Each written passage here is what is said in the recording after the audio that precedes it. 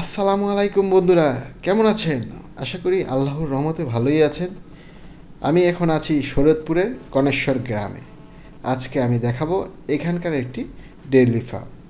এই ফার্মটা শুরু হয় বিনা পুঁজি দিয়ে। বর্তমানে এই খামারে 60টি গরু আছে।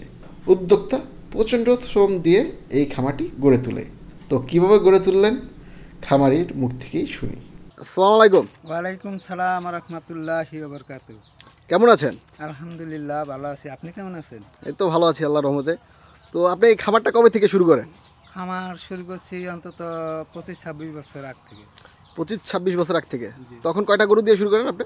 এই তো আপনি অন্য একটা কৃষকের থেকে আমি একটা বাছুর আনছি, আনার পর ওইটারে পালতে পালতে বড় হয়েছে, ওইটার একটা বাচ্চা পাইছি। ওই বাচ্চা থেকে হইতে হইতে আমার প্রায় 25 বছরের ধরেন আমি 25টা গরু বিক্রি করছি। তারপরে আমার 3-4টা গরু মারা গেছে বাচ্চা। এখনও বর্তমানে আমি 60টা গরুর মালিক আছি বর্তমানে। জি। আচ্ছা।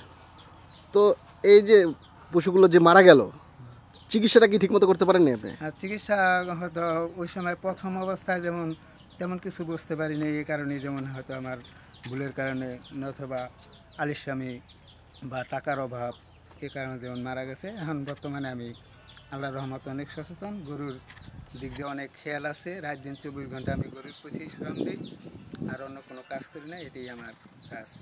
কারণ কোনো সমস্যা দেখা দিলে পার্শ্ববর্তী আমার পশু ডাক্তার আছে, তাদের কাছ থেকে আমার নাম্বার আছে, আমি খবর দিই, তারা আসে দেখে চিকিৎসা করে, আল্লাহর রহমত, আল্লাহ ভালো করে। আচ্ছা। তো আপনার গরুগুলো যদি আমাদের একটু দেখাতেন। এই যে আমরা যে গরুটা দেখতেছি, এটার বয়সটা কীরকম? এটার বয়স আপনার, এটার বয়স হবে তবে 4.5 বছর।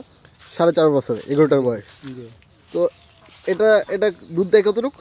এটা দুধে 8 কেজি। 8 কেজি দুধ দুই দেয়। বেলার দুধ যদি আমরা ধরতে যাই তাহলে আপনার 12 কেজি দুধ হয়। আচ্ছা, পরের গরুটা দেখি আপনার, চলেন। এটার মা হলো উজুই বুড়াটা। এটার মা। জি। আচ্ছা, আর ওটার বাচ্চা হলো এটা। দেখি ওই বাচ্চাটা দেখে যাই আমরা। এই যে এই বাচ্চাটার বয়স কত? এই বাচ্চাটার বয়স হলো হয় 4.5 মাস। 4.5 মাস না? জি। আচ্ছা আচ্ছা। আর এই যে এটাও কিন্তু ওটার বাচ্চা। ওইটার বাচ্চা এটা? যে এটার আগের বিয়ানের বাচ্চা আর কি এটা। আচ্ছা। এটার বয়স চলতেছে ধরেন এই 14 মাস। 14 মাস? 1 বছর 2 মাস। আচ্ছা, এটাও কি গাভী? জি। আচ্ছা। তো এটা বাচ্চা দিতে কতদিন সময় লাগবে এটা? এটা ধরেন ডাকতে হয়তো আর 2-1 মাসের মধ্যেই আল্লাহর রহমত ডাকবো। আচ্ছা আচ্ছা। এরপরে 9 মাস, 9.5 মাস পরে আবার বাচ্চা দিব। আচ্ছা আচ্ছা। তো ওই প্রথম গরুটার মা হলো এটা। এটা? আপনার এই জায়গায় সব দেশি গরু নাকি? জি, সব দেশি। এটা গরু দুধ হয় 2 বেলার দুধ ধরলে 8 কেজি। 8 কেজি দুধ হয়? জি। সকালে 5 কেজি, দুপুরে 3 কেজি। আচ্ছা আচ্ছা। তবে আমি দুপুরে দুধ দহন করি না, আমি ওই বাচ্চারই খাবো, যাতে বাচ্চার স্বাস্থ্য ভালো থাকে নাকি? ভালো থাকে এই কারণে। আচ্ছা। তো আপনি প্রথমে কি এই গরুটা দিয়ে শুরু করেন নাকি? জি জি জি। এটার দাম কত পড়েছিল আপনার? তখনকার ওই মালিক ওই সময় কত 3,000 3,500 টাকা বিক্রি করতে পারতাম হয়তো, যদি বিক্রি করতাম তখন। আচ্ছা আচ্ছা। তখন তো গরুর দাম অনেক কম ছিল নাকি? জি। আচ্ছা। তো এখন আল্লাহর রহমতে মোটামুটি ভালোই আছেন নাকি? জি, আলহামদুলিল্লাহ অনেক ভালো আছি। আচ্ছা, নতুন এই গরুগুলোর পরিচর্যা কিভাবে করেন আপনি এখন? পরিচর্যা করি ওটা যখন যেটা খাবারের দরকার, যখন চিকিৎসার দরকার, ওরকমই আমি কাজ চালিয়ে যাই বা করি। এতে সবসময় আমি গরুর পিছনেই থাকি এবং শ্রম দিই, আর অন্য কোনো কাজ টাজ আমি করি না, গরুই আমার পেশা। আচ্ছা, নতুন যারা এই গরুর খামার করতে চায় তাদের উদ্দেশ্যে আপনার পরামর্শটা কি? তাদের উদ্দেশ্যে তারা যদি আমার মতো এরকম গরু পালতে ইচ্ছা করে, তাহলে আগে সে ঘর রেডি করবে, তারপরে ঘর পাকা করবে, তারপরে হয়তো একটা স্থান বানাইতে হইব যে এই জায়গায় বাইর করিয়া রাখতে হইব, ওই জায়গায় খানা দিতে হইব, তারপরে তোমার আপনার ওই গড্ডারে পরিষ্কার পরিচ্ছন্নতা রাখতে হইব, প্রতিদিন গরু গোসল করাইতে হইব, রোগবালাইয়ের দিকে খেয়াল রাখতে হবে। তাইলেই সচেতন বা আল্লাহর ইচ্ছা আল্লাহ সামনের দিকে আগানোর একটা পথ করিয়ে দিবে। এইটাই। আচ্ছা, গরুর রোগের লক্ষণগুলো কি কি? লক্ষণগুলি প্রথম এই যে খুরা রোগ আছে, পায়ের চিপার মধ্যে ঘা হয়, তখন হয়তো পাও সমস্যা দেয়, কাক দিতে অসুবিধা হয়, বা যদি পেটে কোনো সমস্যা হয় তাহলে খাবার কম খায় তখনই ওইটা ধরা যায়।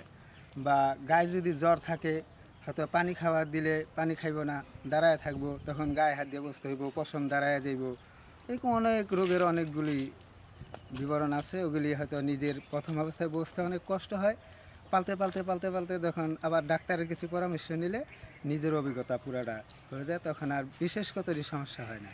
আচ্ছা, তো আপনি এই যেসব রোগের কথা বললেন, ঠিক আছে, এসব রোগ দেখা দিলে ডাক্তারের পরামর্শ নেওয়া উচিত নাকি সবার? জি জি। আচ্ছা, তো আমরা এখন আপনার খামারটা একটু দেখি, আচ্ছা, যে খামারটা কিভাবে তৈরি হয়েছে। এই গরুটার বয়স কত আপনার? এটার বয়স 3.5 মাস। 3.5 মাস। এটা 1 মাসের বড় ছিল। 1 মাসের বড় ছোট? ওটা 1 মাসের বড়, এটা 1 মাসের ছিল। আচ্ছা, এটার মা কোথায়? এটার মা ওই যে ওই বুড়াটার বাচ্চা এটা। ও, ওইটার বাচ্চা আবার এটা নাকি? আচ্ছা আচ্ছা। আর এটার আগের যে বাচ্চা ওইটার সাথে যেটা হয়েছিল, হ্যাঁ, ওটা হাড় বাছর ছিল, ওটা আমি বিক্রি করে ফেলাইছি। ওইটা কত বিক্রি করেছিলেন? ওটা বিক্রি করেছিলাম 35,000। 35,000? 11 মাসের বাচ্চা। 11 মাসের বাচ্চা। তো আচ্ছা, আপনার খামারটা আমরা একটু ঘুরে দেখি। এই তো আপনার খামার নাকি? এই খামার। আর এখন বর্তমানে আমি ওই দিকে আরো 2 হাত পরিমাণ বাড়াইমু, যাতে বাচ্চা বড় হলে জায়গার কোনো সমস্যা না হয়। আর এই যে একটু ভাঙা দেখেন, ওটা ইন্দুরে মারি সরাই ফেলাইছিল, কারণ এই নিচে দাবি গেছে। এখন আমি এটা ঠিক করে আর কি সোয়া করে দিব, আর ওদিকে ঘর আরো বাড়াইমু। আপনি যে এই ফ্লোরটা পাকা করে নিয়েছিলেন নাকি? জি, যাতে যাতে গরুর কোনো শুইতে এবং পাড়াইতে কোনো সমস্যা না হয়। ওই যে গোবর আছে, তারপরে ওর প্রস্রাব আছে, ওই যাতে ওর গায়ে না লাগে বা কোনো শুইতে সমস্যা না হয়।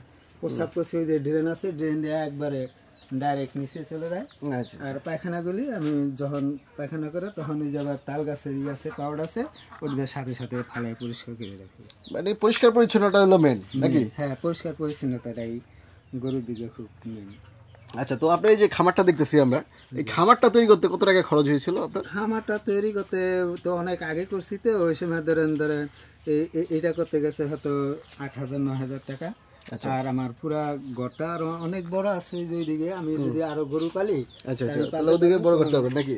জি, এখন আপনি এদিকে বড় করতে পারুন, কোনো সমস্যা নাই। আচ্ছা আচ্ছা, এটা করতে হয়তো ধরেন 10,000 টাকা গেছে, মোট আমার 18-20,000 টাকা খরচ হয়েছে। 18-20,000 টাকার মতো খরচ হয়েছে।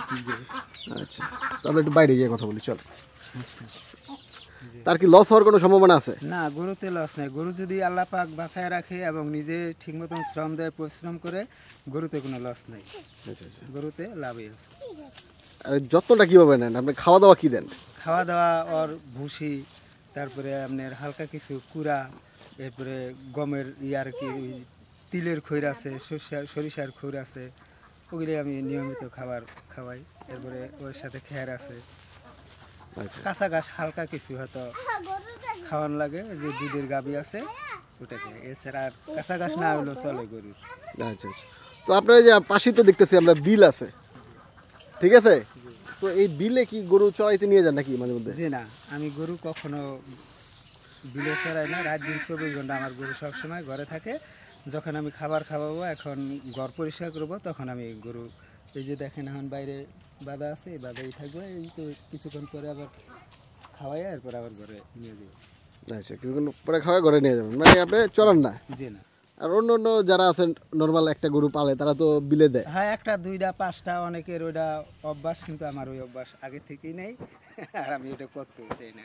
কিন্তু বিলে দিলে তো এই যে তার চা ঘাস খেতে পাচ্ছে গরু, ন্যাচারাল পাচ্ছে ঠিক, কিন্তু আবার ওর রোগ বালাই তো অনেক বেশি। আচ্ছা আচ্ছা, মশা মাছি, এটা কামড়, অনেক অত্যাচার সহ্য করতে হয় এই কারণে। ও, বিলে গেলে এইসব অত্যাচারগুলো গরু সহ্য করতে হয়, তার ফলে কি রোগ বেড়ে যায় নাকি? বেড়ে যায়। যদি মশা খায়, দাসে খায়, তার রক্ত কমে গেল না। আচ্ছা আচ্ছা, এই একটা সুন্দর পরামর্শ পেলাম। কিন্তু রোদের তাপ, হ্যাঁ, এটা তো আর ভোগ করতে হইতেছে, তখন আর কষ্ট না। আচ্ছা আচ্ছা, এই কারণে আমি গরু বিলে নিই না। আচ্ছা, তো রোদের তাপও তো দরকার আছে গরুর? দরকার আছে সামান্য। এই যে এখন এই যে 1 ঘন্টা আমার বাইরে থাকবে, 1 ঘন্টা রোদই তোর লেগে যথেষ্ট। 1 ঘন্টা রোদই যথেষ্ট। আচ্ছা, তো আপনার কাছ থেকে আমরা অনেক সুন্দর সুন্দর পরামর্শ পেলাম। তো আপনি এই খামারে মশুরির ব্যবস্থা করেন নাকি? মশির ব্যবস্থা করবো, আমি ঘরটা আর কি উঁচা করবো।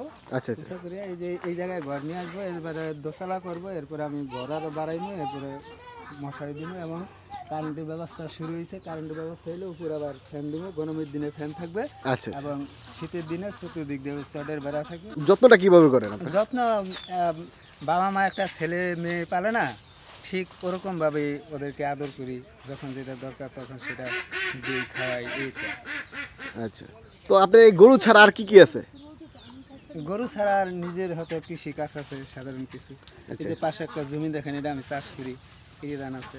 আচ্ছা, এরি ধানের এই জমিটা আপনি চাষ করেন, এরি ধান লাগান। এটা কি বছরে কতদিন লাগে? বছরে একবার নাকি? আমাদের দেশে তো একবার। একবার হয় না এরি ধান? তো এছাড়া আর হাঁস মুরগি এগুলো পালেন নাকি? হ্যাঁ, হাঁস মুরগি আছে কিছু। এই হাঁসগুলো দেখতেছি আমরা, এগুলো কার আপনার? এই আমাদের। আচ্ছা, তো এই হাঁসগুলো পালেন আপনি নাকি? আরো আছে এখন হাঁস বিলে, বিলে আছে এবং মুরগি আছে আশেপাশে, ওরা বাগানে চলে গেছে। হাঁস কিছু বিলে আছে। আচ্ছা ভাইয়া, আপনাকে অসংখ্য ধন্যবাদ।